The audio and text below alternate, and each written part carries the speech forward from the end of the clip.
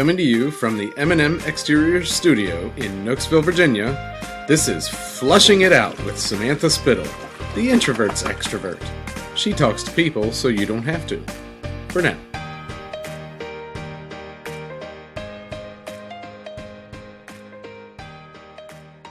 I have some notes. Yes, sir. Good. Good notes. I'll start off with the question that I asked you last time that you were well prepared for this time. What is your definition of masculinity? I would say it's almost indefinable, but the definition is linked to biology and it's a choice. I would say what we've discovered so far is this, right? It exists in a general sense in all men, but then the beauty is that it exists in a very specific sense in all men. And I don't like lack of clarity. I don't like it. So if you see me squirming and if people listening to this are thinking, oh, Shannon, you're getting kind of squishy here. Boy, you really dodged that question, didn't you? That's right. Are you a politician? Well, I got to tell you a funny story. I came back from Afghanistan. I was in Afghanistan for 14 months. I've struggled with my temper my whole life. I'm a very intense person. I'm very passionate and I don't mind being the most intense guy in the room. Okay. In Afghanistan, we were under pretty significant pressure in a variety of ways, in a variety of places, with a variety of people. We were working at very close quarters, and I was there as a contractor, so I wasn't on active duty. And I was having a little bit of a contentious discussion with a group of men, all Americans, and one of them said to the other and referred to me, and they said, "Well, Shannon's a nice guy." I flipped out. And I became so confrontational with this guy. And I said, let me tell you something. I used a lot of profanity. I said, I am a lot of things. I am not a nice guy. And if you think I'm a nice guy, and I went on and on and on and on. And he's looking at me and his eyes got big and he was a very solid, capable man. He outweighed me, bigger than me. And when I went back and apologized to him, he said, brother, he said, I get it. I know right what you were saying. Now, the reason I bring this up is you say, are you a politician? I am not a politician. I am not a nice guy. However, in my search for clarity for this question, what is masculinity? I think about it all the time. You know, what is the definition? Well, there was a time when none of us had to even ask that question. Mm-hmm. If you're a man, you're masculine. But what I'm discovering is that there is masculinity in a general sense. Mm-hmm. There's masculinity in an individual sense. The two supplement each other, and it's a choice. Each man must make a choice. How masculine do I want to be? How true do I want to be to myself? And we're in a process of going through this discovery. So in a way, perhaps the ambiguity is good. Did I answer your question? Yeah, absolutely. Yeah. Mm-hmm. Yeah. Because I think one thing I think about, and the reason I lean into this feeling is, what is it when people say, like, she's masculine? She's a masculine woman. Yeah. And I don't mean with physical characteristics. Yeah. And so where does that fall? And I think that's kind of why I have this issue, like, so then you don't fit in, if you're a woman with more anyway. Well, here's what I would say is human beings are endlessly complex. Endlessly complex. And one of my favorite characters in literature and on television is Brienne of Tarth on Game of Thrones. Okay. Here is a woman. Biologically, she is a woman. She defeats my favorite character in the series, which is the Hound. I haven't watched it. Okay. All right. Well, your listeners will have heard this, right? Yeah. She's a very, by all, let's put it carefully. Mm-hmm. By all conventional definitions, mm-hmm. she is a very masculine woman, and yet none the less feminine for it. Mm. So she takes to herself certain qualities associated with the masculine. Mm-hmm. She deploys them to great effect, and yet she's no less feminine. Mm-hmm. So here's the question, and here's the interesting thing. They say every generation thinks it discovered sex, right? Mm-hmm. If we really look into all the controversial topics that we discuss these days, mm-hmm. they're not new at all. Mm-hmm. It's interesting to me because people say, oh, they're so shocked. Now, come on, man, read your history, right? This goes way back. Yeah. So I think your question is a great one, and that is, as we throw these terms around, the masculine, the feminine, male, female, what I would say is we must have some grounding. And the grounding is biology matters. Mm-hmm. We inhabit these bodies. Our DNA, our chromosomes determine a lot of what we are. Mm-hmm. Here's the question you have to ask. And the answer can comfort you or make you uncomfortable, or it can cause us all to lean in or lean back. Yeah. Right? What is the one thing only men can do? What is the one thing only women can do? Now, we don't have to answer that question on the air. I would ask, but it's an important question to ask because precision in thinking is vital. Mm-hmm. Now, human beings there will always be an exception to the rule. Mm-hmm. We live in an imperfect world, right? So somebody who wants perfection and consistency and that it will never, ever, ever vary, that's just unrealistic. Mm-hmm. But as a rule, what is it that only women can do? What is it that only men can do? And from there, you start to move toward the center and say, okay, what can we each share? Did I answer your question? I think so. I'm happy with it, even if you didn't. Because I can't remember. Because likewise, you'll see men. I'm still caught on like sperm and baby. That's the answer. I was like, once you asked a question, that's where my brain went. So. Well, yeah, I think the answer is, only women can give birth and only men can give life. Right? Now, that's the traditional answer. Okay. Now, as we proceed as a society and as a world, are those answers changing? Perhaps. I don't know. What does it mean, right? Let's have that discussion and talk it through. Yeah. What are the implications for human beings, as we go through those things? But likewise, you say, a woman has masculine characteristics. A man may have some traditionally feminine characteristics. Mm-hmm. What does that mean? But who even decided those words? I mean, that's part of it too. Well, it goes back to being linked to, but there are differences, right? Men and women, there are differences. Yeah. And this is statistically borne out. Here's some things that we know. Men and women are equally intelligent. Mm-hmm. Right? Human behavior has indicated men and women are very different in what they voluntarily choose. Okay. Mm-hmm. I would refer people to Jordan Peterson for this. That's very important. Yeah. So I would say traditional knowledge, there's great wisdom in tradition. Okay. That's what I would say. There's wisdom in tradition. Mm. And in complex systems, odds are, if we go trying to manipulate it, it's more likely we'll mess it up than improve it. Mm. And there's nothing more complex than the relationship between the sexes. Mm-hmm. Okay. So very true. Let's just proceed with caution. Very true. Great. What's your other? Well, that brings me to the next thing I wanted to bring up was, you guys were talking about marriage. Yes. Husband and a wife. Right. And I don't know that it was explicit, at least I think you said in a marriage, you have to treat each other as equals. Yes. And I think another aspect of that I don't think got touched on was that, take Samantha and I, for example. I think we treat each other as equals, and I see in her traits that I will not have in myself. And I think vice versa. I hope vice versa. And the goal, I think, of our marriage, at least, is I want her to want to be a better person through me. Right. I want to be a better person through her. Yeah. So to have conversations where we have differing opinions or to have discussions about hard topics. Yeah. Sex or whatever the topic du jour is, to come to maybe not an agreement all the time, but to come to a consensus in our relationship, depending on the topic. I think that shows that we both want to improve ourselves through each other. Absolutely. That's not really a question. I'm sorry. No. That's what I was waiting for. Because we're doing this together, right? And when I say we, I don't just mean the three of us. We're all part of this conversation. Right. And we all hope to be better. I mean, at least I.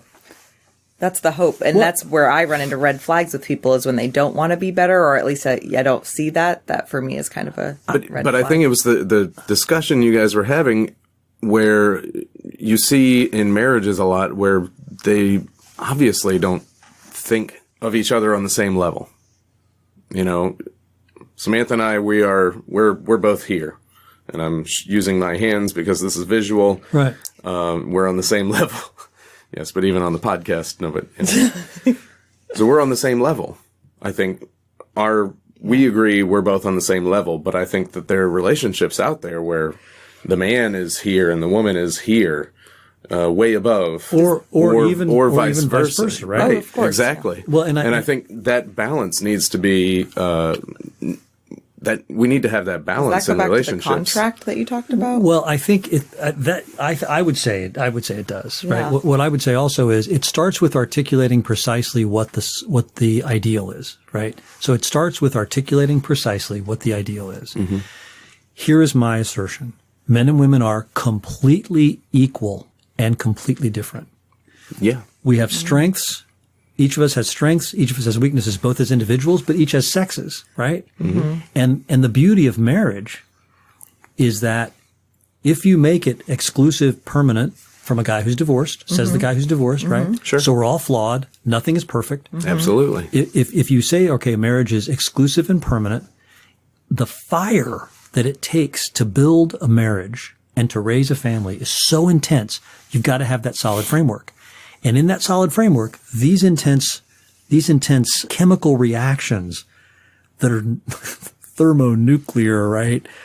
They make us better, right? What do they say? The hotter the fire, the stronger the steel. Oh, yeah. The greater the pressure, the brighter the diamond, right? Yeah. That's where the good comes. And I've been talking to one of my children just the other day because we as a family have been going through a lot of difficulty recently. And one of our teenagers was rebelling a little bit, and she was upset because she thought she'd upset my wife. And I said, hey, in families, you upset each other. That's okay. You're not going to break the framework. Mm. And that's how we all improve, because we got to be in a strong framework. And I think husbands and wives need to recognize, hey, man, we're equal. We're both strong. We're going to contend. Let's not hurt the framework. Let's fight so we both win. Yeah. Right. That's great. I'm going to ask you do you have another question? I've got multiple questions. Okay. Yeah. Well, the question I want to ask, because we mentioned earlier about trying to figure out the niche consistency of the podcast. If I were to ask you, what's your story and why? Can you give a concise answer for that? I'm in search of the truth. I'm trying to be a better man. My wife is helping me in both of those efforts. And why or how are you achieving that? There are three. Okay. I got to answer this. You got to do it. Three questions I asked when I was 15. Is there such a thing as objective truth? That's the question number one. Yes or no? Is it possible to know the truth? That's question number two. Third question is, and this is just my journey, okay? Was Jesus Christ the Son of God? Mm-hmm. Is Jesus Christ the Son of God? If you ask yourself if I ask myself those three questions, that put me on the journey I'm on today. Is there such a thing as objective truth? Yes or no? Is it possible to know the truth? Yes or no? Is Jesus Christ the Son of God? Wow. To me, based on the boldness of the declaration in the Bible, every human being, I mean, I've looked at Buddhism, I've looked at Hinduism, I've looked at many, many different religions. I think everyone must ask that question. And then the answer that you get, live your life accordingly. Even if you come up at a different Of course. answer. Yeah. Absolutely. Yeah. Well, yeah, because, but you got to ask the question. To me, the first two are the most important. Yeah. Is there such a thing as objective truth? Is it possible to know the truth? Maybe the third one is, for me it was, is Jesus Christ the Son of God? Mm-hmm. The third one might be, what am I doing to find out? Mm. Maybe that's a question. Mm. What obligation do I have to find out? Yeah. And that put you on the path to where you are today. Those three questions when I was 15, yes.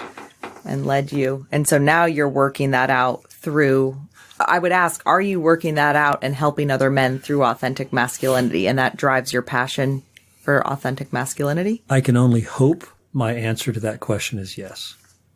I hope it's making me better. Here's the funny thing, right? They say about God, and I think about a lot of things, the closer you get to it, the further you realize you are from it. Yeah. Yeah. Oh, yeah. Right? You say to yourself, when I was 30, I thought I was on the path. Yes. Now I'm just a train wreck. I'm 59. Yeah. And I've been working hard at it, Yeah. The more you learn, the more you realize you don't know. The more I learn, the less I know. All right. Well, let's start off. I have three questions. Honey. I'm going to wrap two of them together and hopefully just end with that. Yes, sir. At least for me. Yes, sir. So I have a couple of notes here. One, men needing gangs. Yeah. Yeah. Yeah. And another one that kind of ties in with the bonfire. Yeah. And sitting shoulder to shoulder with another man, staring at the fire, right. Opening up. Powerful. So it seems to me that gangs are, you look at little boys, Yeah. they have a band of friends and they Yeah. get together and they wrestle and they go and build forts and they go out on conquests with wooden sticks pretending to be swords. They're gangs. Dude. They have gangs. They're Dude. doing, Yeah. it's cultivated at such an early age. Yeah. And then something happens. Yes. My contention right now, at least my thought is technology, Right.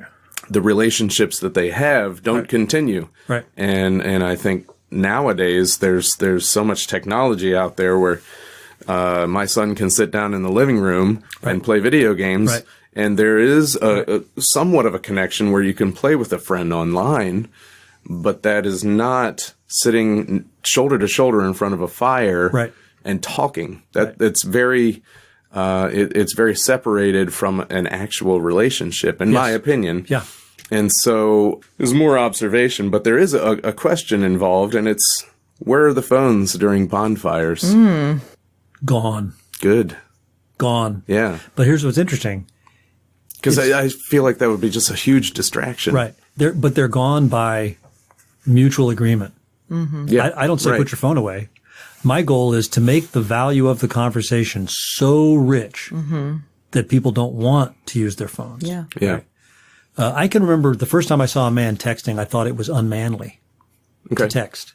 I did. Sure. But now I text. Yeah. And so I asked myself recently, I'll give you one quick example. I have found that phones and technology can be, I'm trying to think of the right way to say this, the right word. I believe that handheld phones, these devices that we all use and that we need and that are so powerful, right? Yeah. Can be, what's the word I'm looking for? They can be, If I could. Yeah, please, A please. useful tool. Is that where you're well, what I say is Maybe. good servant, bad master. Okay. Good, like money. They can right? be used for good or evil. But Yes. but I would say Okay. inherently they chip away at your masculinity. Okay. They chip away at it because it's almost you become needy. Mm-hmm.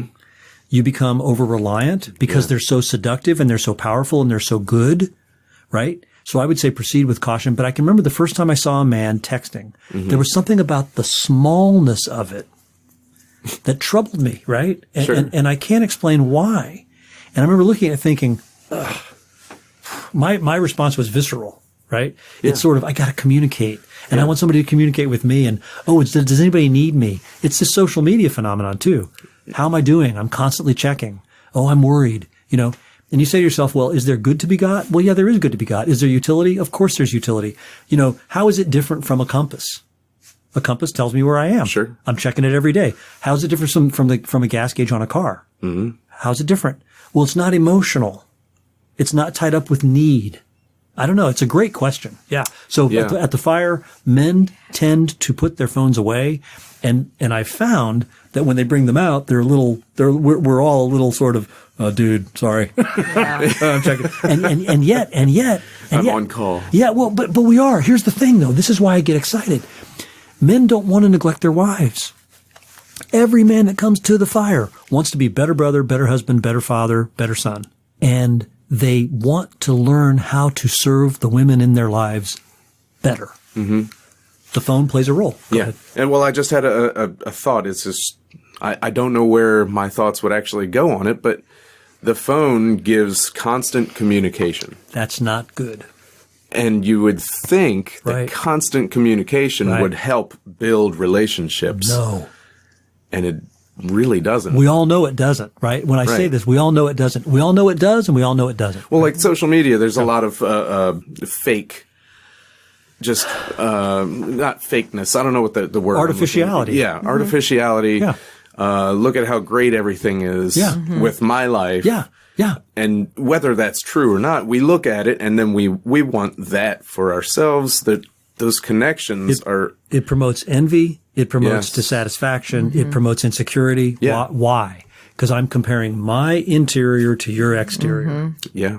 Right? Yeah, it's a Right. present. Social media is a presentation versus a conversation. And I remember, I think in our last conversation, I think I may have brought up this question of emotional chastity. This idea of sharing emotionally powerful events in a way No, it's emotional promiscuity or emotional promiscuity. Emotional promiscuity, where you're taking something that is inherently valuable, a child's birthday party. You're taking your father taking his daughter on a date, 16-year-old on a date, 15-year-old on a date, and sharing that on social media and sort of throwing it out to the world, rather than saying, no, wait a minute, this is an intimate, special, sacred moment. We keep it to our family, right? And I think what's happening is people are showing too much, they're sharing too much, and that assaults our sense of propriety. Yeah. That's hard. I mean, that's why I think I've been feeling this tension lately as we continue down this journey of the podcast of how much do we want to share and how much do we not? After one of our conversations, I had this sense of, have I been respectful of others? Did I say it the right way? Am I going to regret what I said? Is someone going to, am I going to hurt somebody? And men and women share different things and they share them in a different way. So these are vital conversations. I thank you for that great question. I mean, Well, that's something we need to keep leaning into. Like and that's another thing that I've learned through the editing process. What do I leave in? What do I cut out? And if am I being respectful to you, Shannon? When I edit this, do I have you in mind? Do I have the audience in mind? Do I have my self-interest in mind? And this goes back to the definition of love: willing the good of the other as other. Yeah. Right? Willing the good of the other as other, and placing myself in a position of service. That's what you're doing. That's what I'm trying to do. Sam, that's what you're doing. Hopefully that's what we're all trying to do as human beings walking the planet. Yeah. Love. Right? Yeah. So, And I had to write down your, I quoted it and I wrote down the time. This podcast is heroic. Yes. Thank you. It is heroic. Thank you. It is heroic because it's scary. It is scary. It requires courage. That's the right path. If it's scary and requires courage, make that choice. Woo. Amen. Well, that is a great note to end on. Thank you again, Shannon, for coming and sharing and being so open. It's a great privilege. Appreciate it. Thank you so much, both of you, Jeremy and Samantha.